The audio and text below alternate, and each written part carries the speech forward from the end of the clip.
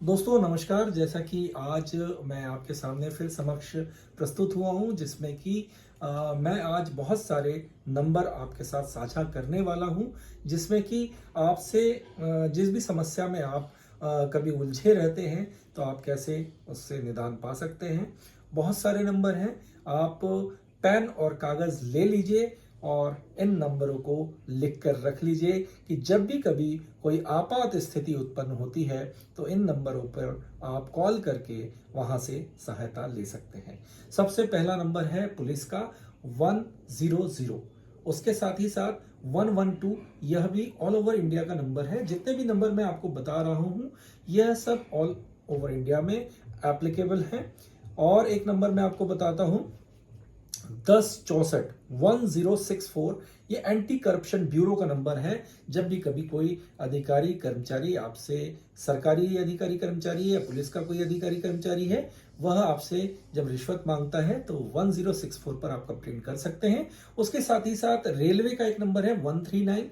Railway से जुड़ी हुई जो भी इंक्वायरी है आप उससे कर सकते हैं 139 पर।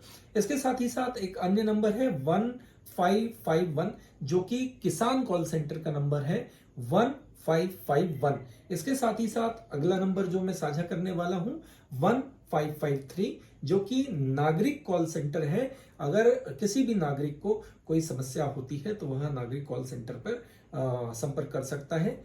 अब एक बहुत ही महत्वपूर्ण नंबर को मैं बताने जा रहा हूं, जो कि 112 भी आप कॉल कर सकते हैं अगर महिला से जुड़े कोई मामला है। कोई महिला अगर परेशान है तो 112 तो वो लगा ही सकती है, 100 भी लगा सकती है। उसके अलावा एक्स्ट्रा जो नंबर है जो कि महिला सहायता के लिए अलग से बने हुए हैं, उनको मैं साझा करने जा रहा हूं 1090। या फिर एक अन्य और नंबर है इसी से जुड़ा हुआ 1091। तो यह दो अन्य नंबर हैं 100 और 112 को छोड़कर, जिस पर महिला कभी भी आपातकाल में अपना हेल्प ले सकती हैं। उसके साथ ही साथ अब मैं बच्चों की बात करूंगा तो 1098, जो कि चाइल्ड लाइन का नंबर है। जब भी कभी किसी बच्चे को आप असहज अवस्था में देखते हैं, नशा करते देखते हैं, या कहीं आप उसको मजदूरी कर रहे देखते हैं, तो आप इस नंबर पे कॉल करके उनको सूचित कर सकते हैं। टीम आएगी और बच्चे को सुपुर्द करके अपने साथ ले जाएगी। 1098 जो कि आपका चाइल्ड हेल्पलाइन नंबर है। अब मैं अगले नंबर की तरफ बढ़ता हूं 1906, जो कि जब भी कभी एलपीजी जो गैस है आपकी, उससे कभी अगर कोई आग लग जाए या आपातकाल की कोई स्थिति निर्मित हो जाए या लीक हो जाए वो गैस, तो आप 1906 पर संपर्क कर सकते हैं।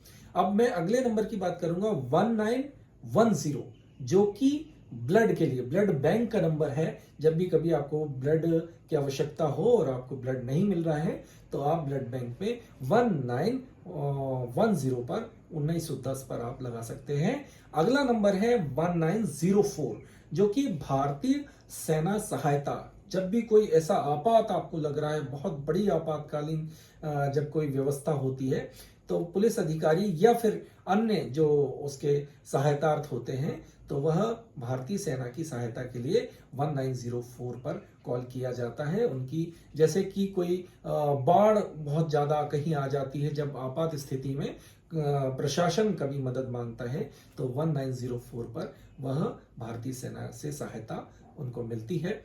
उसके साथ ही साथ 1900, जो कि आप नंबर को अगर आपको पोर्ट कराना है, आपका जो कोई नंबर है, किसी भी उपभोक्ता का आपका नंबर है, आपको पोर्ट कराना है, तो 1900 पर आप नंबर को पोर्ट करा सकते हैं। अगला जो नंबर है 1926, जो कि वन्य जीव के लिए है। अगर किसी वन्य जीव को आप इस अवस्था में देखते हैं कि वह परेशान है, वह भूख प्यास के मारे कहीं बेहोश हो गया है, या फिर किसी ने उसको टक्कर मार दी है, रास्ते में वो पड़ा हुआ है, तो वहां पर आप इसकी सूचना दे सकते हैं 1926। वन्य जीव के लिए यह नंबर आपका है। उसके साथ साथ अब अगला नंबर मैं आपके साथ साझा करने वाला हूं, जो है 1924, इंडिया पोस्ट हेल्प सेवा सेंटर। इसमें अगर इंडियन पोस्ट से संबंधित कोई शिकायत अगर आपकी है तो वह आप 1924 पर कर सकते हैं। अब एक बहुत ही महत्वपूर्ण नंबर जो कि वरिष्ठ जनों के लिए है, क्योंकि मैंने आप सभी को बोल रखा है कि बच्चों से लेकर बूढ़ों तक का मैं ध्यान रखता हूं। जो हमारे वयोवृद्ध हैं सभी का ध्यान मैं अपने वीडियोस में रखता हूं कि उनकी भी सहायता किसी तरह हो पाए। तो आज वह नंबर आपके सामने रख रहा हूं, 14567 14567, जो कि वरिष्ठ नागरिक हेल्पलाइन नंबर है, जिसमें वृद्धाश्रम, समाज कल्याण या फिर मनोसामाजिक परामर्श या कानूनी मार्गदर्शन हेतु इस नंबर पर आप कॉल कर सकते हैं। ये वरिष्ठ जन के लिए यह नंबर है 14567। अगर यह जानकारी आपको अच्छी लगी हो तो लोगों के साथ साझा कीजिए, जिससे कि वह सभी परेशान ना हो। इन परिस्थितियों में जब भी कभी आप कोई परिस्थिति में हैं, फंसे हुए हैं।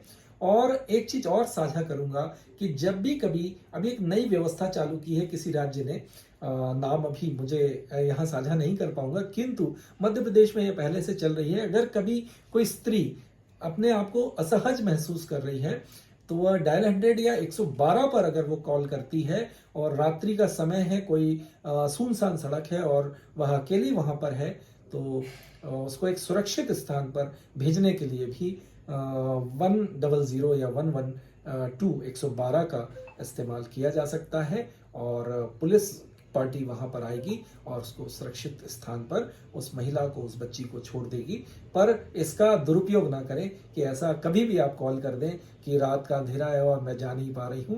तो ऐसी कंडीशन में जब आप असहज महसूस करें और आप अकेले हैं, कोई साधन संसाधन आपको नहीं मिल पा रहा है और आप उस अकेलेपन का, उस अंधेरे का कोई फायदा उठा सकता है, तभी आपातकाल में उस नंबर पे आप लगाएं। अन्यथा सेवाएं अवरुद्ध होती है। आप लोगों की सहायता के लिए ये नंबर बने हुए हैं 100 और 112। इनको वैसे डिस्टर्ब हमें नहीं करना चाहिए। कई लोग इस पर प्रैंक भी करते हैं, जो कि बहुत ही गलत है। और जब भी कभी ऐसा आप इन नंबरों के साथ करते हैं, पहले तो लाइन बिजी होती है, दूसरा क्या होता है कि उस व्यक्ति तक सहायता जो पहुंचनी है वो समय से नहीं पहुंच पाती।